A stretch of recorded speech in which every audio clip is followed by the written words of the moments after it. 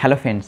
তো ফ্রেন্ডস হ্যাঁ, টাইটেল এবং থাম্বনেলে যেটা দেখেছেন যে আমি কিভাবে থাম্বনেল বানাই, তো সেটা আমি আপনাদেরকে এই ভিডিওতে দেখাবো। কিভাবে মোবাইল ফোন থেকে মাত্র 2 মিনিটে একদম সহজ পদ্ধতিতে থাম্বনেল বানাবেন সেটা আমি আপনাদেরকে শেখাবো। তো প্রথমে বলে রাখি, থাম্বনেল বলতে যেটা আমরা ইউটিউবে ভিডিও দেখার আগে যেটা আমাদের সামনে শো হয়, যেটা দেখে আমরা ইউটিউবের ভিডিওটাতে টাচ করি ভিডিওটা দেখার জন্য, ওটাই থাম্বনেল। আর এই থাম্বনেল একটা ভিডিও ভালো ভিউজ আসার বা ভাইরাল হওয়ার 100%-এর মধ্যে 80% ক্ষমতা রাখে এই থাম্বনেল। তো চাষে ইউটিউবের ভিডিও হোক কিংবা ফেসবুকের, লোক এই থাম্বনেল দেখে তবেই আপনার ভিডিওতে টাচ করবে ভিডিওটি দেখার জন্য। ওকে, তো চলুন শুরু করা যাক। এখন আমি আমার মোবাইল ফোনের স্ক্রিনে চলে এসেছি আর এখান থেকে গুগল প্লে স্টোরটি ওপেন করে নেব। তো তারপর এখানে এই যে সার্চের বক্স রয়েছে, এখানে আমরা লিখে সার্চ করব পিক্সেল ল্যাব, লিখে আমরা সার্চ করব। তারপর আমাদের সামনে এরকমই শো হবে পিকচার এডিটর, এটা আমরা ডাউনলোড ইনস্টল করে নেব। তো আমার ইনস্টল করা আছে তাই এখানে আমি ওপেন করে নেব। তো তারপর আমাদের সামনে এরকমই শো হবে। তো এখানে আমরা প্রথমে, যেহেতু এটা আমরা ইউটিউবে থাম্বনেল বানাবো, তাই এখানে আমরা প্রথমে সাইজটা সেট করে নেব। তো তার জন্য এই যে ডান দিকে উপরে 3 ডট রয়েছে, এর উপরে টাচ করব। তো তারপরে যে এখানে রয়েছে ইমেজ সাইজ, এর উপরে টাচ করব। তো তারপর এখানে যে কাস্টম রয়েছে, এর উপরে টাচ করব।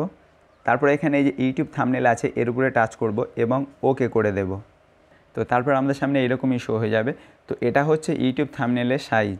তো এখানে যে রয়েছে নিউ টেক্সট, তো এখানে আমরা টেক্সট লিখে দেব, মানে আমরা যে ভিডিও থাম্বনেল বানাচ্ছি সেই ভিডিওটা যে বিষয়, সেই বিষয় এখানে লিখে দেব। তো তার জন্য এর উপরে টাচ করব নিউ টেক্সটে, এবং এই যে বাম দিকে উপরে এডিটের লোগো আছে, এর উপরে টাচ করব এবং আবারও এই যে প্রথমে এডিটের লোগো আছে, এর উপরে টাচ করব। তো তারপর এখানে এই যে নিউ টেক্সট লেখা আছে, এটা আমরা মুছে দেব, দিয়ে এখানে আমি লিখে দেব। তো আপনাদের দেখানোর জন্য, শেখানোর জন্য এখানে আমি উদাহরণস্বরূপ লিখে দিচ্ছি যে আমি কিভাবে থাম্বনেল বানাই, তারপর এখানে ওকে করে দেব। তো তারপর আমাদের সামনে এরকমই শো হয়ে যাবে। তো এখানে একদম নিচের দিকে এই যে লোগো রয়েছে, এর উপরে টাচ করব। তো তারপর এখানে আমাদের প্রচুর টুলস আছে, সেগুলো ওপেন হয়ে যাবে। তো এর মধ্যে থেকে এই যে কালার রয়েছে, আমরা এটাতে টাচ করে এর কালারটা সেট করে নেব। তো এখানে আমরা এটা লাল কালার করে নেব এবং আবার এদিকে চলে যাব আরও, এখানে এই যে রয়েছে স্ট্রোক, এর উপরে টাচ করব এবং এটা এনেবেল করে দেব। তো তারপরে নিচের দিকে চলে যাব, গিয়ে তারপর এখান থেকে কালার সেট করে নেব, অন্য একটা কালার। তো এখানে আমরা সাদা কালারটা সেট করে নিলাম। আরও একটু নিচের দিকে চলে যাব। তো তারপর এখানে এই যে সাইজটা রয়েছে, এটা আমি একটু বাড়িয়ে নেব, 4 আছে, এখানে আমি 12 করে দেব। এবার আগের থেকে আরও দেখতে ভালো লাগছে, কিংবা এটা আমি 15 করে দেব। তো তারপরে এই রাইট চিহ্নতে টাচ করব। তো তারপর এখানে আমরা একটা থাম্বনেলে ফটো সেট করে নেব। তো তার জন্য এই যে উপরে বাম দিকে একদম প্রথমে প্লাস লোগো রয়েছে, এর উপরে টাচ করব। তারপরে ফ্রম গ্যালারি, এর উপরে টাচ করব। তো তারপরে এখানে আমাদের সামনে গ্যালারি ওপেন হয়ে যাবে। এখানে গ্যালারি থেকে একটা ফটো আমি সেট করে নেব। তো এই ফটোটা সেট করে নিলাম এবং এটা একটু ক্রপ করে নেব, নিয়ে আবার এই রাইট চিহ্নতে ক্লিক করব। তো তারপরে এইরকমই আমাদের সামনে ফটোটা চলে আসবে। তো এটা একটু বড় করে নেব, নিয়ে তারপরে এরকম একটু ধারের দিকে সেট করে নেব। তো তারপরে এখানে এই যে নিচের দিকে ফাঁকা একটু জায়গা রয়েছে, এখানে আমি আরও একটু কিছু লিখে দেব। আবার এই টেক্সটে যাব, এটা এখানে নিয়ে চলে আসব এবং এখানে আবার এডিট লোগো। তারপরে এখানে আমি লিখে দেব থাম্বনেল বানানোর একদম সহজ পদ্ধতি। তো দিয়ে তারপরে এটা একটু বড় করে নেব এবং এর কালারটা আবারও চেঞ্জ করে নেব। এটা আমি হলুদ কালার দিয়ে দেব এবং আবারও স্ট্রোকে আসব, এনেবেল করব এবং ব্যাকগ্রাউন্ডের কালারটা ব্ল্যাক আছে, ব্ল্যাক থাকবে, শুধু আমি সাইজটা একটু বাড়িয়ে দেব। ওটা 15 ছিল, এটাও 15 করে দেব।